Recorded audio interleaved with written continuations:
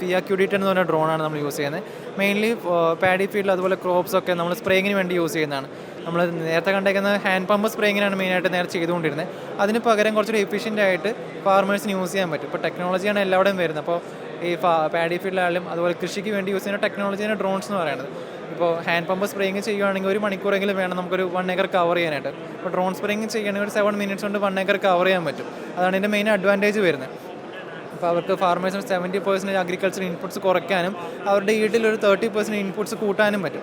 അതിലൂടെ അവർക്കൊരു കൃഷി നല്ല രീതിയിൽ കൊണ്ടുപോകാനും നല്ലൊരു ഈ ടെക്നോളജി കൊണ്ട് കൃഷിക്ക് നല്ലൊരു ഒരു മേന്മ കൊണ്ടുവരാൻ സാധിക്കുന്നുണ്ട്. അപ്പോൾ നമ്മൾ ഈ ഒരു ഫാർമേഴ്സിന് അഫോർഡബിൾ രീതിയിലാണ് ഡ്രോൺ സെറ്റ് ചെയ്തേക്കുന്നത്. നമ്മൾ ഓൾറെഡി 100 ഡ്രോൺസ് സെല് ചെയ്തിട്ടുണ്ട് പാൻ ഇന്ത്യ ലെവലിന്.